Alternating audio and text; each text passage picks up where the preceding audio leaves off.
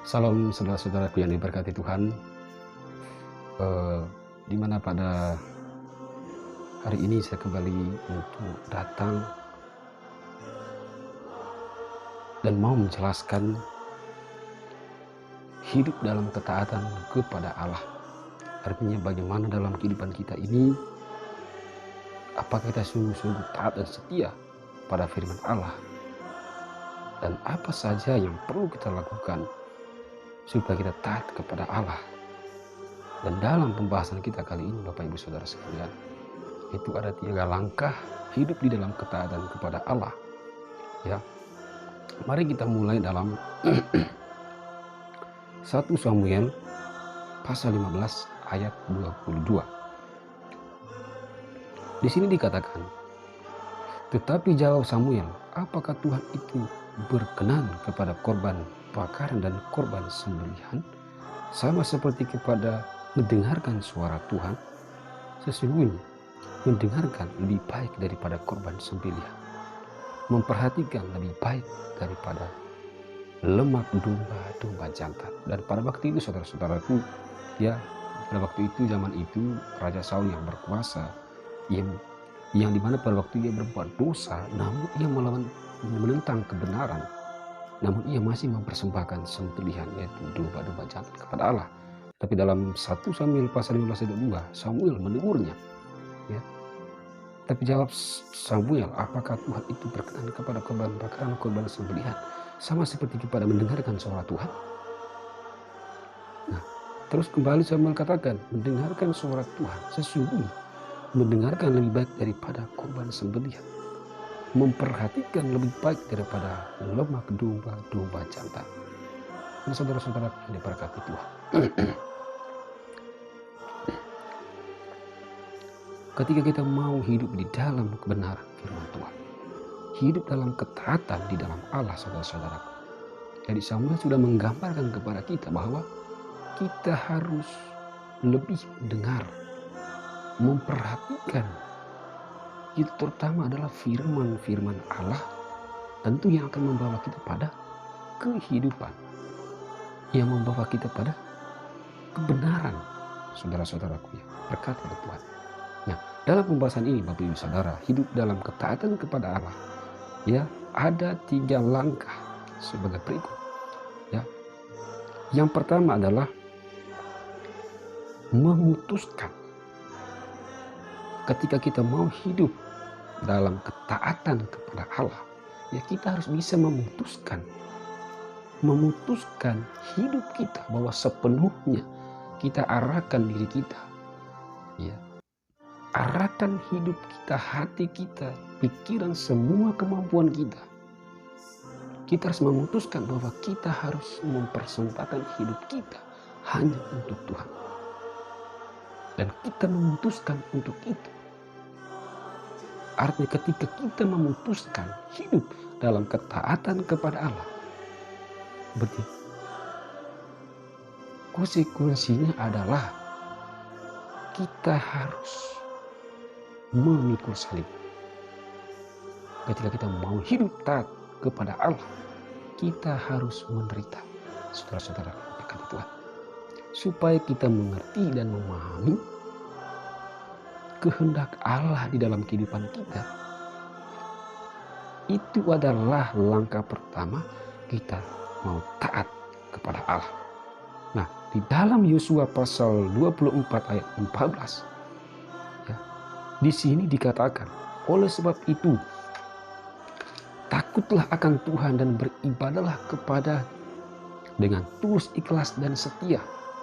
Jauhkanlah Allah yang kepada nenek moyang telah beribadah di seberang sungai Efrat dan di Mesir, dan beribadahlah kepada Tuhan. Ya, pada zaman itu, waktu itu dulu, saudara, nenek moyang kita, mereka beribadah, ya, di seberang sungai Efrat dan di Mesir, tidak beribadah kepada Tuhan.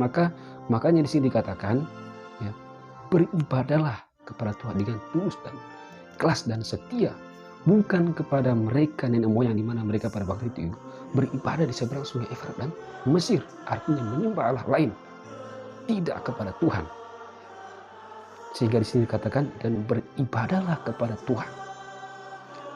Saudara-saudaraku yang berkat Tuhan. Selanjutnya dalam ayat yang ke-15, tetapi jika kamu anggap tidak baik untuk beribadah kepada Tuhan, pilihlah pada hari ini kepada siapa kamu akan beribadah.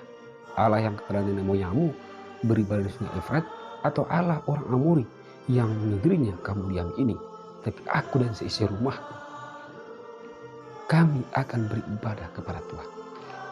Nah, saudara-saudaraku yang berkat Tuhan, pada waktu itu Yosua menegaskan, ya, kali dia menegaskan kepada orang-orang waktu itu, ya, dan ia memberi pilihan beribadah kepada nenek moyang yang beribadah di seberang sungai Efrat dan di Mesir, sekalipun kalian beribadah di tempat yang kalian tinggal ini, yaitu negeri Amori, tetapi ia katakan, tetapi kami dan sekeluarga kami, seisi rumah kami, Yosua katakan, akan beribadah kepada Tuhan. Ini adalah suatu ketaatan Yosua pada waktu itu, bahwa ia sungguh hidup dan taat kepada Allah, saudara.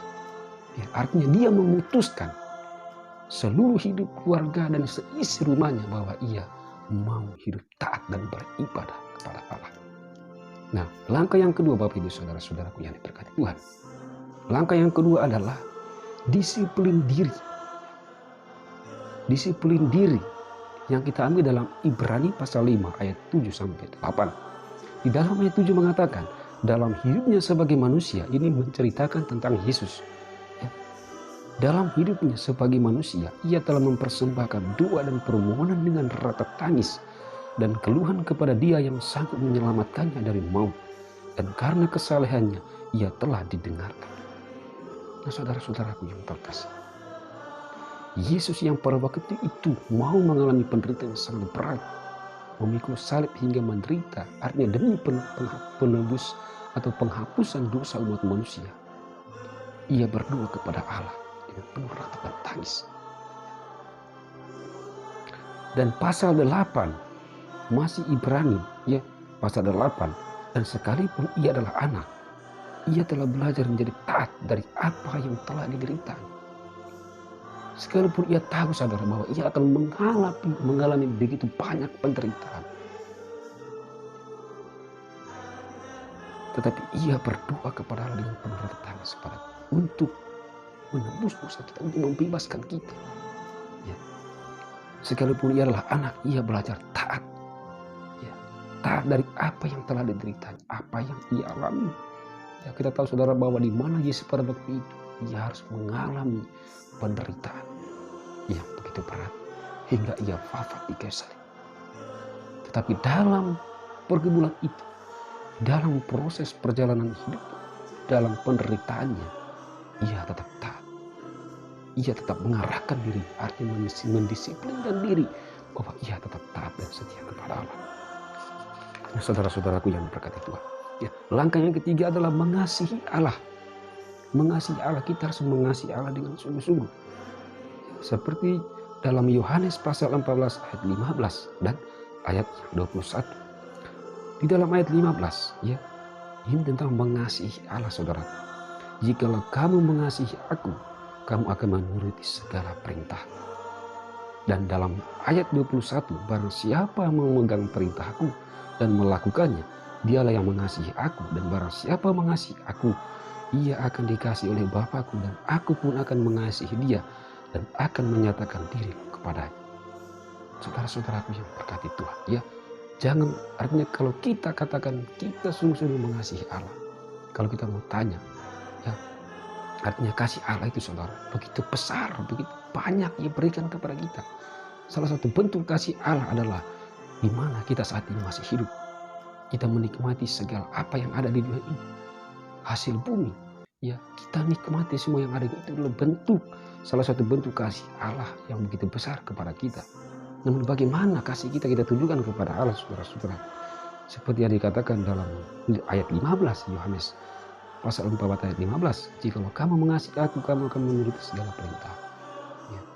Yesus mengatakan, jikalau kamu mengasihi aku, ya, jikalau kita mengasihi dia, maka kita harus menuruti segala perintah. Saudara-saudaraku yang berkati, ya. Apa yang diperintahkan oleh Allah kepada kita? Saudara, banyak ayat-ayat yang tercatat di dalam Alkitab. Perintah-perintah, firman-firman yang disampaikan oleh Allah melalui Yesus. Makanya saya selalu katakan bahwa sangat penting kita untuk membaca firman Tuhan dan mendengarkan firman Tuhan, saudara. Artinya ketika kita mengasihi Allah, berarti kita menuruti segala perintah. Dan ketika kita sungguh-sungguh mengasihi Allah dan kita melakukan itu dalam hidup kita sebagai ibu saudara, ya, maka Allah akan mengasihi kita dan Yesus pun akan mengasihi kita. Ia akan menyatakan diri kepada kita. Nah, dalam 1 Yohanes pasal 2 ayat 5, ya di sini dikatakan, tetapi barang siapa menuruti firman yang di dalam orang itu, sungguh sudah sempurna. Allah di dalam 1 Yohanes pasal 2 ayat 5, tetapi barang siapa menuruti firman-Nya, di dalam orang itu sungguh sudah sempurna kasih Allah. Dengan itulah kita ketahui bahwa kita ada di dalam Dia. Saudara, ketika kita mengasihi Allah dengan sungguh-sungguh, ketika kita menuruti segala firman-Nya dalam kehidupan kita, ya, menuruti segala firman Allah yang membawa kita pada kebenaran, yang membawa kita pada kemenangan, yang membawa kita pada kekekalan, ya. Artinya kita hidup sesuai dengan firman Tuhan. Maka dengan itulah kita ketahui bahwa kita ada di dalam Dia, saudara. Dan Roh Kudus-Nya itu ada dan tinggal berdiam di dalam kita. Karena Roh Kudus-lah yang menyatakan itu. Roh Kudus inilah yang bersaksi bahwa Allah adalah Allah yang hidup, bahwa Dia adalah Juru Selamat. Roh Kudus-lah yang bersaksi dan membawa kita pada kebenaran atau pengenalan akan Kristus. Maka oleh karena itu saudara-saudaraku yang diberkati Tuhan, ya, menuruti segala firman Tuhan. Dengan kita mengasihi Allah, berarti kita menuruti segala firman Allah dalam kehidupan kita. Tentu ketika kita bersahabatan dengan dunia, saudara, Alkitab mengatakan ketika kita bersahabat dengan dunia, maka kita membuat suatu pertentangan, ya, artinya menentang kebenaran, melawan Allah, saudara-saudara. Tetapi ketika kita menuruti firman Allah, artinya kita membuat suatu hubungan, ya, pribadi kita kepada Allah. Kita membuka ruang, membuka hati kita, hidup kita, supaya sepenuhnya Roh Allah yang tinggal di dalam kita untuk mengerjakan semua apa yang dikehendaki Allah di dalam hidup kita. Tentunya sesuai dengan firman-firman yang membawa kita pada kehidupan, yang membawa kita pada perubahan, yang membawa kita pada suatu hidup yang bermanfaat, yang menjadi berkat bagi semua orang. Sehingga saudara-saudaraku yang berkati Tuhan, hidup dalam ketaatan kepada Allah, ya, itu ada 3 langkah. Yang pertama adalah memutuskan, yang kedua adalah mendisiplinkan diri, yang ketiga adalah mengasihi Allah. 3 langkah ini ketika kita memegang 3 langkah ini, ya, maka saudara-saudaraku, Roh Kudus Tuhan akan bekerja, ya, memimpin saudara. Roh Allah itu akan bekerja kepada setiap orang yang mau bekerja, memimpin kepada setiap orang yang mau dipimpin. Roh Kudus itu akan selalu bekerja. Dia akan selalu menuntun, membawa kita kepada kebenaran atau kepada jalan yang memang berkenan kepada Allah, yaitu pada kebenaran firman. Saudara-saudaraku yang diberkati Tuhan, semoga dalam kehidupan ini, ya, kita selalu mau mengasihi Allah. Kita hidup taat kepada Allah dengan menuruti segala perintah, menuruti segala firman.